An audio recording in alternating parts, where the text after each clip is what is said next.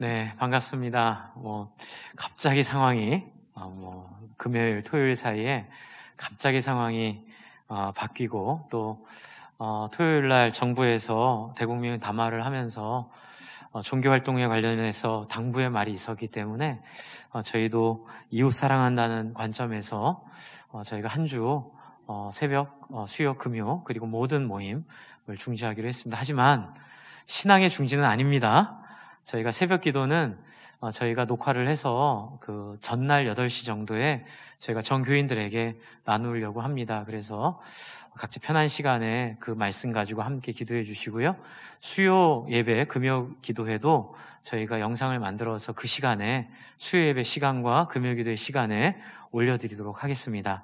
또 목장도 지난주 토요일은 목장은 저는 주일 예배와 목장만큼은 극단적인 상황이 오기 전까지는 해야 된다고 생각하는 생각이고요. 그런데 일단 정부의 그 당부도 있고 했기 때문에 일단 목장 모임까지 해서 소그룹을 이번 주는 쉬지만 제가 우리 초원지기로 우리 변경된 우리 초원지기 교구 장님들께 제가 부탁을 드렸습니다. 더 전화로 우리 목자 목녀들 신방해 주시고 또 우리 성도님들, 목자 목녀님들은 목장 모임 못하지만 연락과 또 카톡방을 통해서 안부와 또 삶 나눔과 또 교제를 끊어지지 않도록 당부를 드리겠습니다. 그래서 이것이 우리의 신앙의 휴식이 되지 않도록 여러분 각별히 신경 써 더 열심히 기도하고 엎드리면 좋겠고요. 어떤 분은 그럴 건데 왜 주일만 예배드리고 한 주를 쉬냐 이렇게 말씀을 하실 수도 있어서 설명을 드리겠습니다. 많은 분들이 불안해하는 게 주일 중에 이제 여러 사람들이 교회 왔다 갔다 하면 교회에 혹시라도 그런 이제 바이러스가 남아있게 되면 주일날 온 분들이 영향을 받지 않을까라는 염려가 있습니다. 그래서 청정지역처럼 주중에 완전히 비워놓고 저희가 주일을 제대로 좀 드리려고 하는 준비니 여러분 너그럽게 이해해 주시고 또 이럴 기회를 통해서 기도한다는 게 얼마나 감사한지 예배 드리는 게 얼마나 감사한지를 우리의 마음에 다시 한번 새겨서 이 사태가 빨리 종식되면 더 열심히 기도하고 더 열심히 예배하는 우리가 되도록 여러분 기도해 주시기를 바랍니다.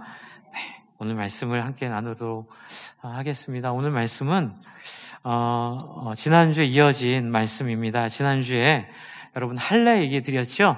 이제 할례 얘기 드리면서 하나님은 다 해주셨는데 이제 아브라함에게 딱 하나 원하시는 게 내가 이만큼 했으니 너도 이만큼 하라는 거 아니다.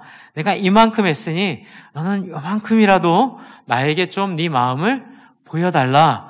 이제 이것이 이제 하나님의 부탁이었다고 말씀을 드렸고요. 우리가 하고 있는 이 신앙도 이런 하나님과의 인격적인 응답이 있는 신앙. 이것이라고 제가 지난주까지 설명을 드렸습니다. 그래서 이제 오늘은 그렇게 하나님의 요구를 받은 아브라함이 어떤 반응을 취했는지를 좀 살펴보려고 합니다. 여러분 지난주에 이제 드렸던 말씀의 핵심이 아브라함으로 아브라함의 말의 뜻은 만국의 최고의 아버지라는 뜻이고요. 아브라함은 만국의 아버지라는 뜻입니다. 그래서 최고의 아버지를 만국의 아버지로 만드시고 또 15절, 16절에 보면 사례를 사라라고 하시는데 이제 공주라는 뜻이 있고 여왕이라는 뜻이 있는데 한 집안의 공주를 만국의 어머니로 이렇게 부르는 것을 바꾸는 하나님의 놀라운 선물을 지금 주고 계십니다. 그래서 이제 16절에 보면 여기 이제 이 하나님의 말씀이 있는데요. 그를 여러 민족의 어머니가 되게 하리니 민족의 여러 왕이 그에게서 날 것이다. 이렇게 말하고 있습니다. 이 정도 되면 하나님이 정말로 분명하게 불가능한 일을 가능하게 하겠다고 약속하신 일입니다. 그런데 놀라운 것은 17절에 아브라함의 반응입니다. 아브라함이 어떻게 반응하고 있죠? 아브라함이 엎드려 어떻게 하죠? 웃고 있습니다. 그러니까 앞에 17장 3절에도 엎드렸는데 그때의 엎드림은 참 잘했어요 엎드림이에요. 네, 참 하나님도 기뻐하셨던 겸손한 엎드림인데요. 17절의 엎드림은 좀 다른 엎드림입니다. 그래서 이런 모습을 보면 참 이 영광과 능력은 우리에게 있는 것 같지가 않아요. 이 3절의 아브라함이 17절의 모습을 보일 줄 누가 알았겠습니까? 그래서 한때 신앙이 좋았던 사람들, 한때 하나님의 말씀 가운데 은혜가 충만했던 사람들도 안심할 수가 없는 거예요. 우리의 신앙이 좀 이렇게 잘못된 길로 갈 때 보면 항상 여기에 오해가 생깁니다. 한때 엎드렸으니 항상 잘 할 거라고요. 그렇지 않습니다. 아브라함도 한때는 엎드렸는데 오늘 이 17절에서는 이 엎드림이 좀 부족한 엎드림으로 나타나고 있습니다. 왜 그렇죠? 하나님의 말씀 앞에 웃고 있어요. 이 웃음이 어떤 웃음일까요? 이 웃음은 비웃음에 가깝습니다. 그러니까 이 웃음이 좋아서 웃는 웃음이라기보다는 아이고 하나님 뭐 그런 말을 다 하세요 라고 하는 것 같아요. 왜냐하면 뒤에 있는 거 보면 뭐라고 되어 있죠? 마음속에 이르되 100세 된 사람이 어찌 자식을 낳을까? 사라는 99세니 어찌 출산하리요 하고 이제 하나님께 이제 그 말하는 18절을 보면 그 말 버르장머리가 안 좋아요. 18절에 뭐라고 하죠? 아브라함이요? 이스마엘이나 하나님 앞에 살기를 원합니다. 약간 하나님을 향해서 이렇게 그냥 말도 안 되는 소리 하지 마세요. 이스마엘이나 잘 살게 해주시면 그걸로 됐죠. 이런 뉘앙스가 이 안에 숨겨져 있습니다. 여러분 우리도 이럴 때가 있습니다. 우리도 이런 연약함을 가지고 있죠. 신앙생활 아무리 잘해도 우리는 우리 안에 있는 한계 때문에 하나님의 뜻을 100% 이해하지 못하고 이제 그 안에서 우리는 헤맬 때가 있습니다. 그런데 저는 이것을 우리에게 어떻게 적용하고 싶냐면요. 저와 여러분이 확신하고 있는 인간의 상식, 이게 좋은 상식이 아니에요. 한계. 인간이 가지고 있는 한계에 머물러 하나님의 역사를 이렇게 약화시키고 하나님의 역사를 믿지 않는 모습으로 나타날 때 이런 아브라함의 모습이 우리 가운데 나타난다고 생각을 합니다. 이런 모습은 잘 나타날 수밖에 없는 것 같아요. 왜냐하면 우리는 하나님을 한 번도 경험해 본 적이 없잖아요. 그렇죠? 그러니까 하나님을 다 처음 경험해 보니까 한 번도 본 적이 없는 모습을 보다 보니까 우리가 오해하기가 쉽습니다. 이제 이 아브라함의 오해 같은 오해는 오늘 이제 또 신천지 건으로 인해서 이렇게 난리가 났잖아요. 한 2주, 한 이틀 신천지 건으로 난리가 나서 여러분 지난 주일만 해도 이제 코로나 이슈는 어느 정도 잡혔다 생각해서 우리 성도님들도 평소에 한 90% 정도 회복을 했었습니다. 그런데 지난 주 이틀 동안 이 신천지 이슈가 터져가지고 이제 사실 주일날 쉬는 것은 교회에 거의 없는 일인데 사실 주일날 쉬는 것 교회들이 지금 대구에 그리고 부산에 생겼습니다. 물론 확진자가 있는 교회도 생겼었는데요. 저희도 거기에 준하는 일이 생기면 쉴 수도 있다고 생각합니다. 이제 왜냐하면 이것은 신앙에 대한 문제이기도 하지만 또 이웃 섬김에 대한 문제이기도 하기 때문에 사람들의 불안함과 사람들의 어려움을 위로할 수 있다면 한 주 정도 인터넷 예배로 드릴 수도 있지만 하지만 조심해야 될 것은 그 상황이 정확하게 지역사회나 사람들이 우리로 인해 피해를 받는지 안 받는지 정확하게 판단해야 되는 아주 지혜가 그 가운데 필요합니다. 정말 전쟁이 나도 예배는 안 쉬었습니다. 아시죠? 6.25 전쟁 때도 예배는 했습니다. 그렇기 때문에 정말 우리는 예배는 끝까지 정말 특단의 상황이 아니면 우리는 예배는 하나님 앞에 좀 지키려고 합니다. 저 혼자 드리는 한이 있더라도 예배는 하나님 앞에 지켜야 된다고 믿는 믿음 가운데 우리는 이렇게 이 상황을 대응하고 있는데요.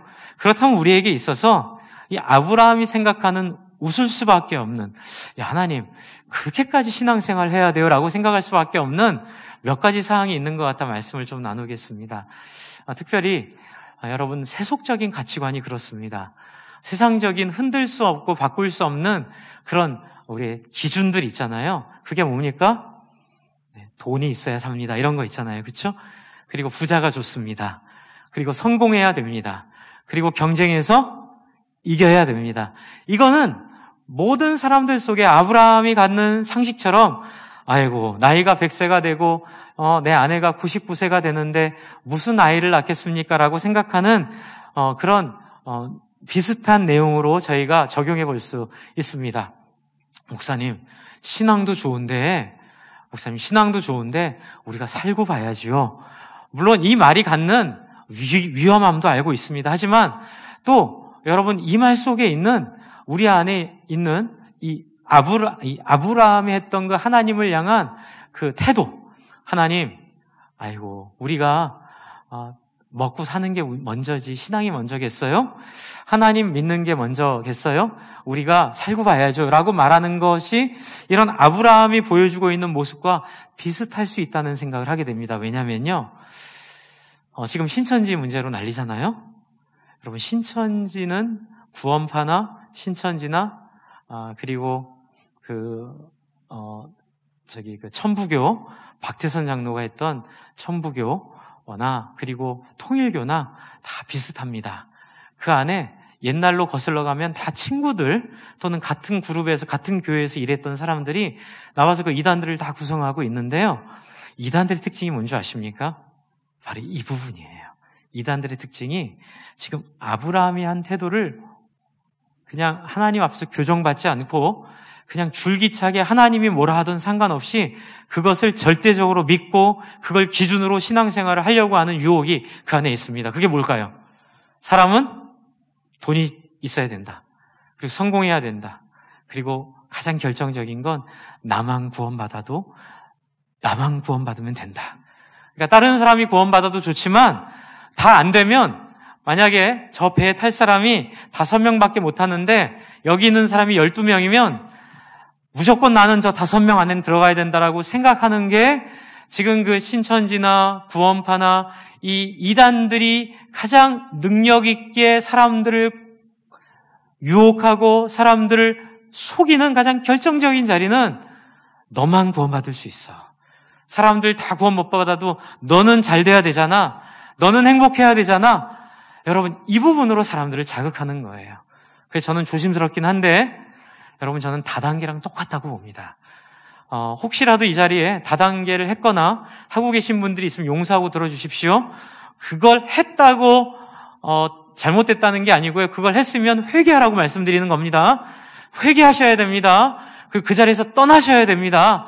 왜냐면요, 다단계와 신천지와 모든 이 이단들의 공통점은 돈입니다. 내가 잘 되는 겁니다.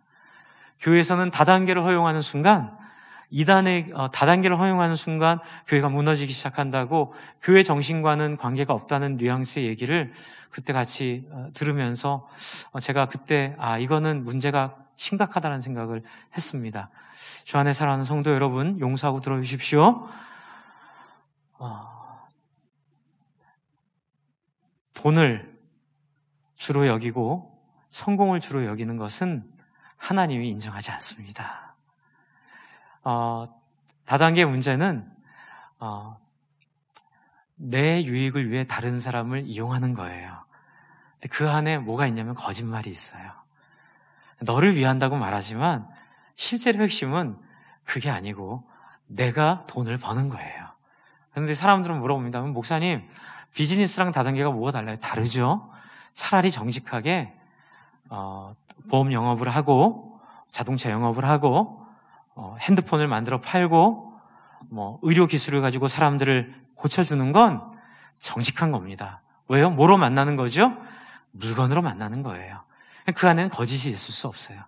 하지만 어떤 거짓이 껴들기 시작하고 목적이 흔들리기 시작하면 사람들이 그 다음부터 무리하기 시작합니다. 여러분, 신천지가 제가 전에 교회에서 신천지 형제를 섬긴 적이 있는데 제가 그때 신천지의 문제를 봤어요. 그 문제는 뭐냐면요, 14만 4천 명에 무조건 들어가야 된다는 거예요.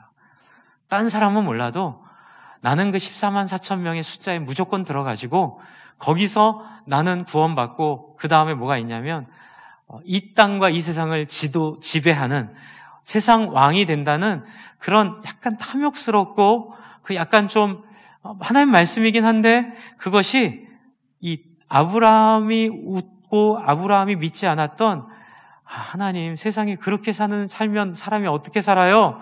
어떻게 그런 일이 가능해요? 라고 하는 자리에 계속 머물러 있는 모습을 보여주고 있습니다. 주 안에 사랑하는 성도 여러분, 저희는 사실 신천지를 알고 있지만, 신천지의 내용을 알고 있지만 두려워하지는 않습니다. 왜냐하면 목장교회를 잘하는 교회들은 신천지가 와서 끌어갈 사람이 없어요. 성경에도 써 있습니다. 한번 보여주십시오. 제가 프리젠테이션 준비해 드린 거요. 네. 준비됐나요? 네. 이게 베드로후서에 있는 말씀인데 제가 읽어드릴게요. 그러나 백성 가운데 또한 거짓 선지자들이 일어났으니 이와 같이 너희 중에도 거짓 선생들이 있으리라. 그들은 멸망하게 할 이단을 가만히 끌어들여 자기들의 사신주를 부인하고 임박한 멸망을 스스로 취하는 자들이라. 여럿이 그들의 호색하는 것을 따들이니 이로 말미암아 진리의 도가 비방을 받을 것이요 그들이 탐심으로서 지어낸 말을 가지고 너희로 이득을 삼으니. 여기서 제가 이제 강조하고 싶은 것은요, 여럿이 그들의 무엇이죠? 호색하는 거죠. 그렇죠? 그리고 또 뭐가 있죠? 그들의 탐심이죠. 그리고 그들의 사람을 가지고 이득을 삼는 거예요. 사람으로 이득을 삼는 것. 이것이 사실 신천지가 가지고 있는 가장 두드러지는 모습입니다. 그들은 다른 사람을 통해 자기의 구원을 얻으려고 그래요. 저도 이제 명확하게 제가 이제 알고 있는지는 모르겠지만, 저도 이제 공부를 해보니까, 이제 신천지가 14만 4천 명에 들어야 구원받는다 해서, 이제 열심히 14만 4천 명을 만들려고 기존교회에 들어가 사람들을 꼬셔가지고 데리고 나와서 전도했는데, 이제 14만 4천 명이 차버렸어요. 그럼 어떻게 할까요? 그래도 하나님 안 와요. 그래서 바꿨습니다. 시험 봐서 14만 4천 등 안에 들어야 된다고 바꾸기도 했고요. 또 하나 바꾼 게 뭐냐면 20명인가 정확하진 않아요. 20명이든 10명이든 전도를 해서 신천지로 데리고 들어와야 제사장 직위를 얻고 14만 4천 명이 들어온다고 얘기를 딱 하는 걸 제가 들었어요. 그래서 제가 속으로 물어봤어요. 그러면 그 10명은? 그럼 그 20명은? 나 하나 구원받으려고 그 10명을 20명을 꼬여가지고 그렇게 데리고 와서 결국 그 10명, 20명은 나 구원받기 위한 도구에 불과한 거잖아요. 주 안에 사랑하는 성도 여러분, 이게 이단이에요. 제가 이 말씀 드리는 이유는 저와 여러분 속에 혹시 이렇게 극단적인 이단적인 모습은 없다 하더라도 혹시 성공을 너무 추구하진 않으신가요? 혹시 돈을 너무 추구하진 않으시나요? 내 체면이나 그 다음에 내 입장이나 내 지위를 너무 추구하진 않으시나요? 사실 이걸 추구하며 사는 신앙은 아브라함의 이 자리에서 한 발짝도 벗어나지 못하고 계속 이 자리에 머물러 있는 신앙입니다. 괜찮아요. 아브라함도 그랬으니까요. 그럴 수 있어요. 다단계 하셨어도 괜찮아요. 이단에 계셨었어도 괜찮아요. 중요한 건 어떻게 하면 돼요? 이제라도 알고 그 자리가 잘못된 줄을 인정하고 회개하고 하나님 앞에 엎드려 하나님 앞에 자기의 잘못을 인정할 줄 아는 용기가 있기를 바랍니다. 우리에게 정말로 필요한 것은 새로운 하나님의 소원을 따르는 새로운 세계관입니다. 지금 아브라함은 믿을 수가 없었죠. 한 번도 경험해 본 적이 없으니까요. 그러나 하나님은 100세 된 99세 된 여인의 몸에서 아이를 낳게 하실 분임을 아브라함은 경험하게 됩니다. 그럼 목사님, 우리도 그거 경험해야 되지 않을까요? 아니요.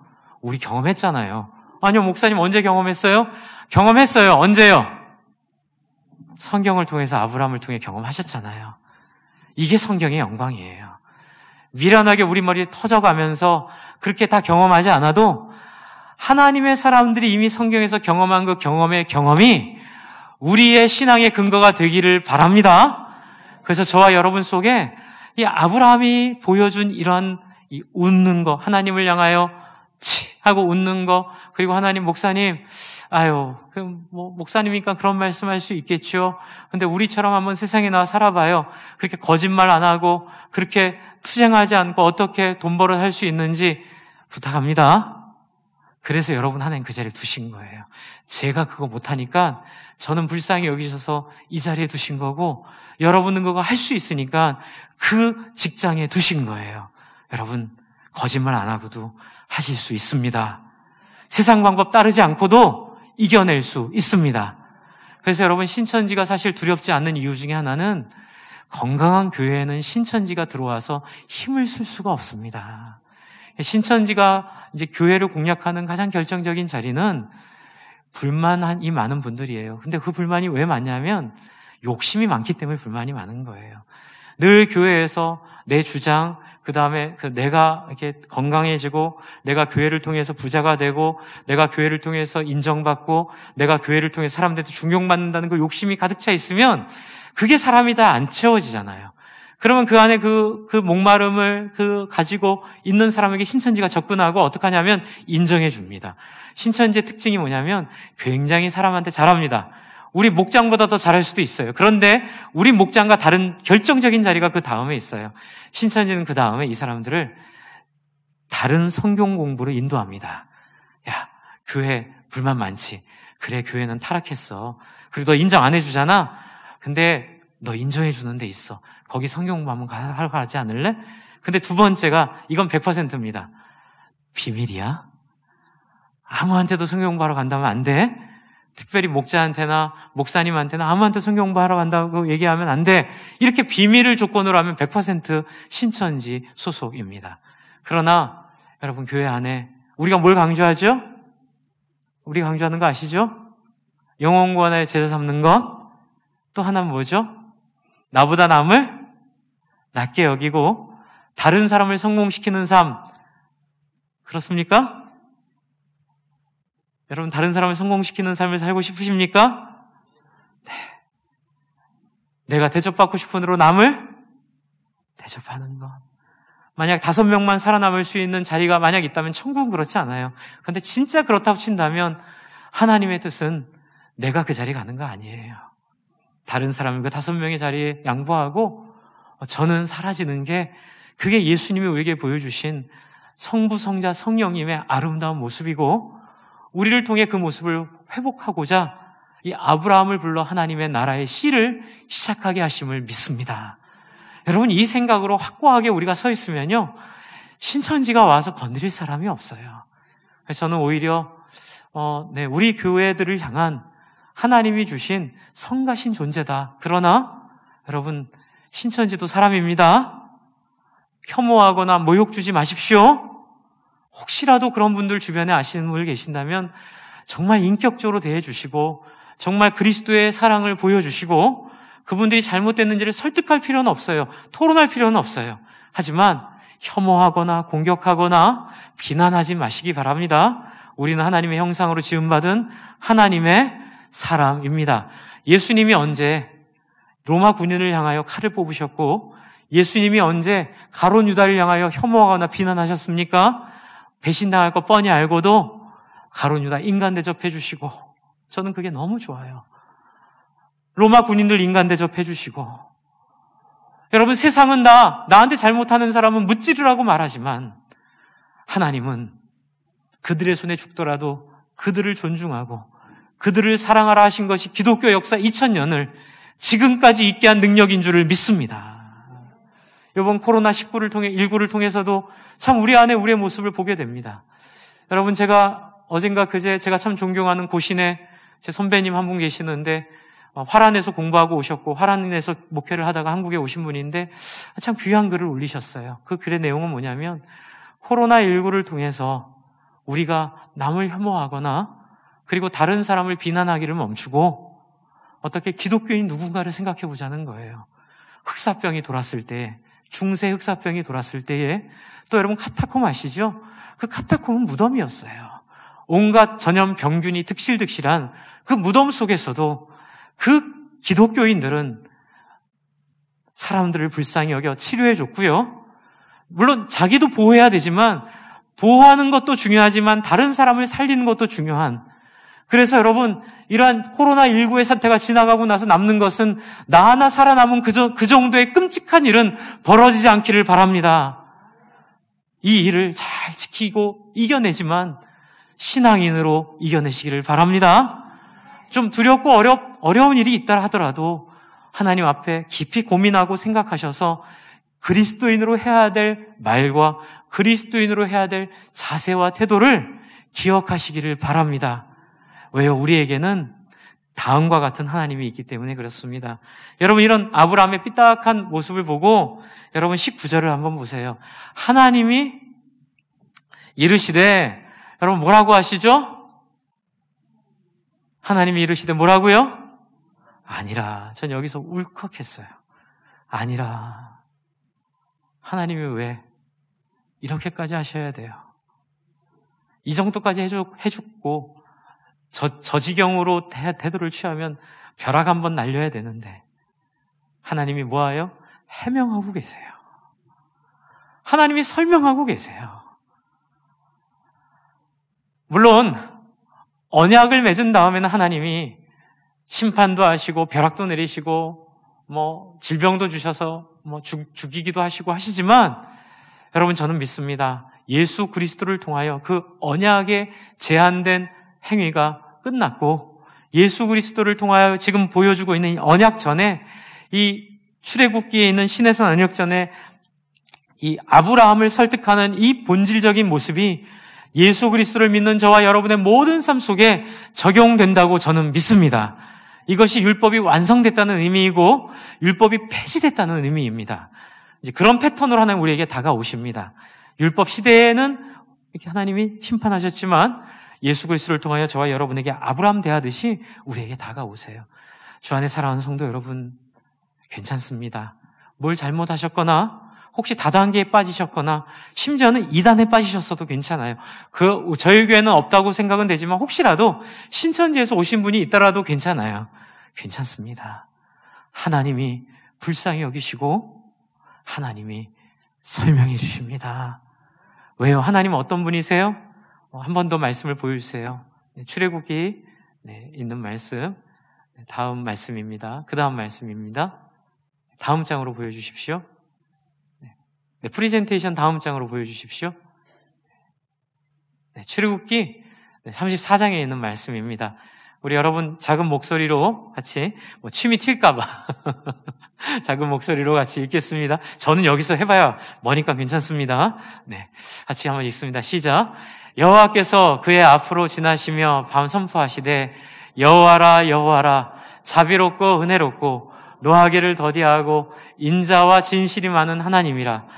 인자를 천대까지 베풀며 악과 과실과 죄를 용서하리라. 그러나 벌을 면제하지는 아니하시고 아버지 악행을 자손 3세대까지 보응하시라. 사람들이 자꾸 3, 4대에 관심이 가요. 아니에요. 몇 대 몇이죠? 1000대 3, 4예요. 1000대 4예요. 이 얘기는 1000대 4라는 의미가 아니라 그 하나님의 자비와 은혜와 긍휼이 비교할 수 없을 만큼 어떻다고요? 넓고 풍성하다고요. 그러나 공의로운 하나님이기 때문에, 그렇죠?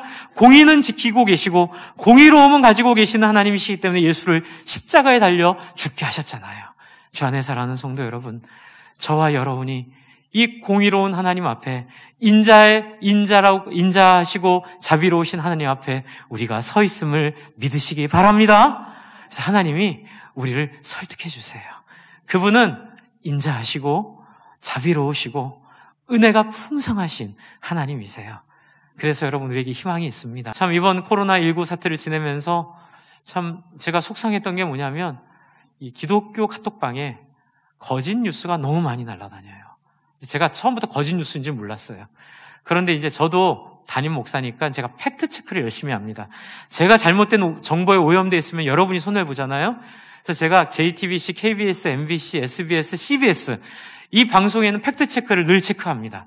그런데 너무 비참한 것은 기독교 카톡방에 날아다니는 90%의 카톡의 내용들이 거짓이거나 근거가 없는 것으로 그 다음 날이나 그 다음 날 이 방송국에서 다 팩트 체크가 돼버리는 거예요. 여러분 신천지랑 다를 게 없게 됩니다. 신천지도 진리를 이루기 위해 거짓을 사용합니다. 그래서 그들은 모략전도라고 얘기합니다. 여러분 우리 가운데 있는 비참함이 뭐가 있냐면요.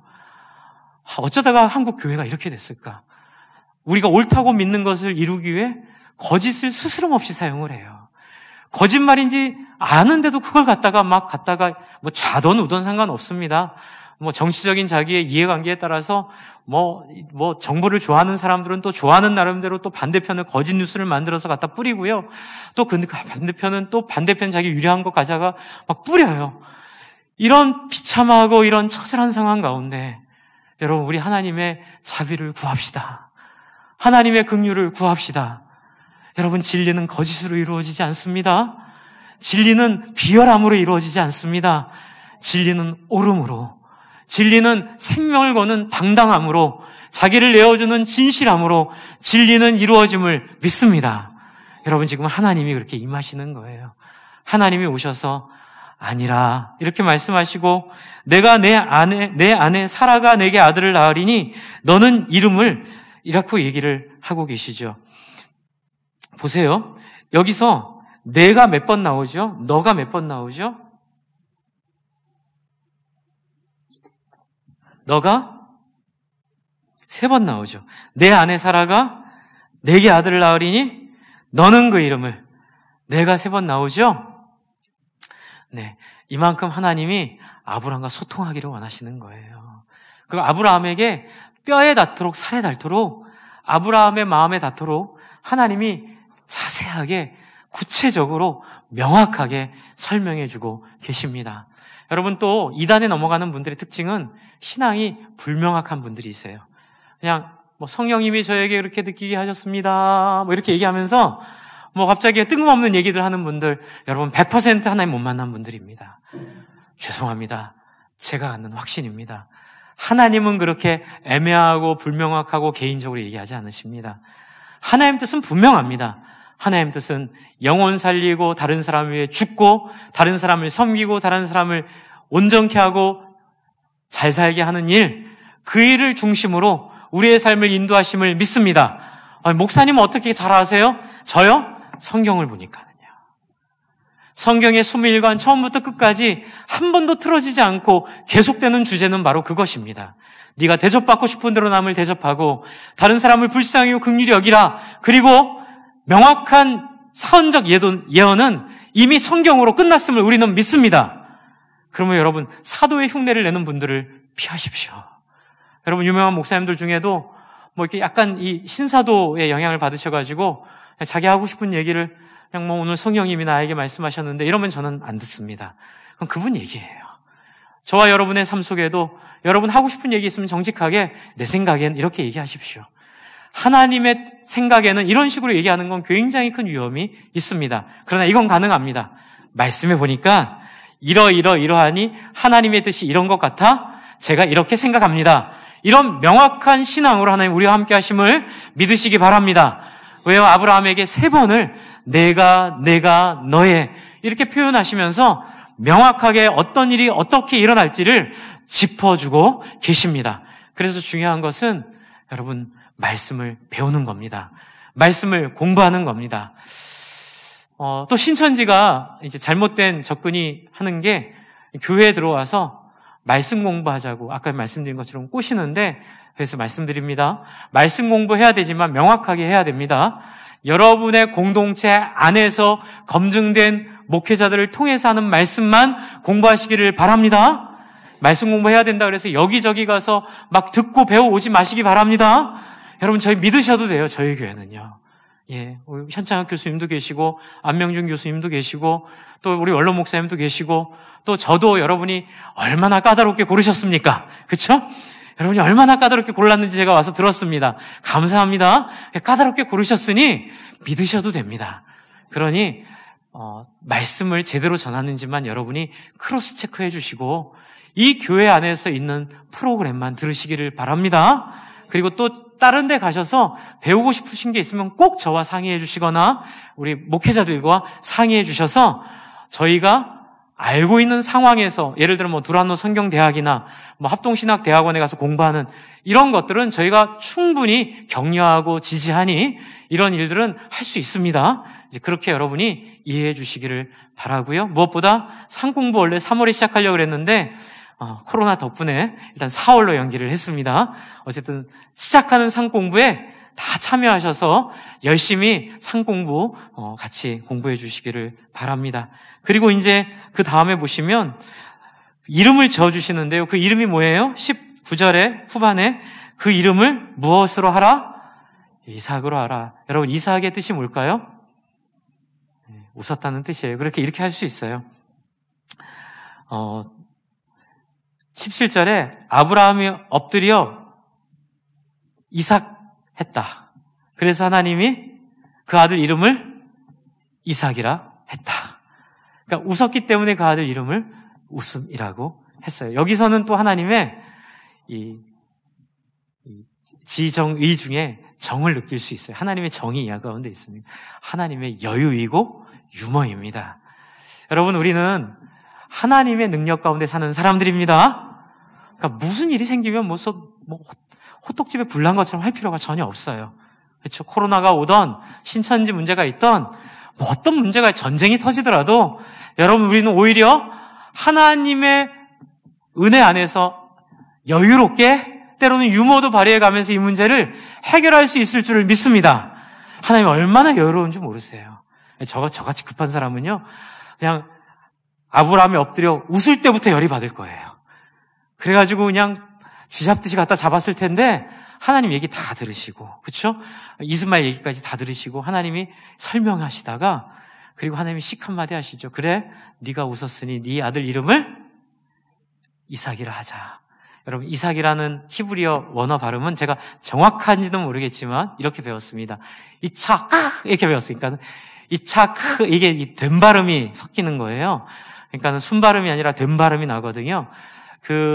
어떤 학자는 이 이름이 그 당시에 보편적인 이름이었다라고 주장한 학자 한 명이 있고요. 또 다른 학자분은 아니다. 발음을 누가 이름을 쓰냐. 이게 웃음이라는 단어는 그 당시 이름으로 쓰이지 않았던 단어인데 하나님이 이렇게 크라는 발음을 할 정도로 이삭의 이름을 우스꽝스럽다는 표현보다는 좀 낯설게 지으셨다. 그래서 이 이름을 어떻게 해요? 나중에 아브라함이 이삭 볼 때마다 뭐 생각나요? 하나님의 소심한 복수죠? 네. 이삭아 그때마다 찔리는 거예요. 내가 하나님 앞에 어떻게 했는지. 이삭아 그럴 때마다 내가 하나님 앞에 어떻게 의심했고, 내가 하나님 앞에 어떻게 잘못했고, 내가 하나님 앞에 어떻게 했는지가 다시 생각나게 되는 이 하나님의 놀라운 정적인 역사. 그러니까 하나님은 정이 많으시고, 하나님은 유머러스하시고, 하나님은 여유로우시고, 주 안에 사랑하는 성도 여러분, 우리 안에 이 여유가 있기를 바랍니다. 그리고 저와 여러분의 잘못도 하나님이 이렇게 다루세요. 이제 제가 젊었을 때, 철없을 때 한 행동이 한 3가지 정도가 부끄러운 게 있습니다. 도덕적으로 비난받을 만한 부끄러움은 아니고요. 신앙적으로 부끄러운 부끄러움이에요. 이 부끄러움들이 있는데 이 중에 한 장소가 양재역이었고요. 나머지가 또 2군데가 있어요. 그런데 놀라운 거 아세요? 제가요, 등에 소름이 끼치는 경우가 2번 있었습니다. 3번 있었죠? 제가 그 부끄러운 일을 했던 그 자리에서 목사 한 수를 받았다든지, 그 동네에서요. 그리고 제가 아주 중요한 그 신앙 상담을 하고 있다가 정신 차려 보면 제가 부끄러운 일을 했던 그 카페 거리, 바로 거기서 제가 목사로서 다른 사람을 살리는 일을 하고 있는 걸 보면서 제가 무슨 생각이 나냐면 옛날에 그 부끄러웠던 그 일이 생각이 나요. 철없던 시절이. 저 하나님 정말 살아 계신다고 믿게 된 하나의 이유가 거기 있었습니다. 하나님 살아 계세요. 우리가 무슨 말을 했는지, 우리가 어떤 삶을 사는지 다 알고 계시고 그 흔적들을 하나하나 짚어주면서 다 즐겁게 회복시켜 주십니다. 할렐루야. 그리고 또 우리를 경고해서 우리로 다시 그것을 반복하지 않도록 우리를 키워주시고요. 여러분, 지금 아브라함은 이 하나님의 은혜를 받았습니다. 여기서 만약 하나님이 혼냈으면 아브라함 삐졌을 수도 있어요. 그런데 아브라함을 잘 만져주시니까 놀랍게도 아브라함이 어떻게 하냐면요, 23절을 제가 한번 읽어드릴게요. 23절. 이에 아브라함이 하나님이 자기에게 말씀하신 대로 이날에 그 아들 이스마엘과 집에서 태어난 모든 자와 돈으로 산 모든 자 곧 아브라함 집사람 중 모든 남자를 데려다가 그의 표피를 베었으니 아브라함이 그의 표피를 벤 때는 99세였고 이렇게 되어 있는데요. 제가 예전에 이 구절을 가지고 어떤 목사님이 이런 해석을 하는 걸 듣고 참 타당하다고 생각한 적이 있습니다. 여러분, 이 할례의 모습은요, 굉장히 모험적인 할례예요. 왜냐하면 아이가 8살 때 할례를 하는 거는 그래도 안전해요. 왜냐하면 장년들은 있잖아요. 근데 지금 하루아침에 남자들을 다 이렇게 해버리면 남자들이 일주일 동안 꼼짝을 못하는 거거든요. 그럼 이게 무슨 일일까요? 누가 쳐들어오면 꼼짝없이 죽는 거예요. 그러니까 세상적인 방법으로는 이 일을 하면 돼요, 안 돼요? 안 돼요. 순번을 정해놓고 해야 되는데 아브라함 이렇게까지 했던 것은 뭐예요? 하나님이 납득시켜 주시고 이해시켜 주시는 인격적인 찾아오심으로 말미암아 세속적인 껍데기를 벗어버렸다는 거예요. 그래, 하나님을 믿고 그래, 누가 쳐들어와도 하나님이 우리를 보호해 줄 것을 내가 믿고 이렇게 해야겠다라고 믿는 믿음의 실천이 이제 나타났다는 거지요. 그래서 여러분, 요한계시록에 보면 12 장로들에게 하나님 면류관을 씌워주시거든요, 5장에. 그런데 이 면류관을 이 12장로들이 벗어 그의 보좌 앞에 던지며 가로되, 이제 이런 거예요. 이 의역을 하면 하나님 이 면류관은 우리가 받을 것이 아닙니다.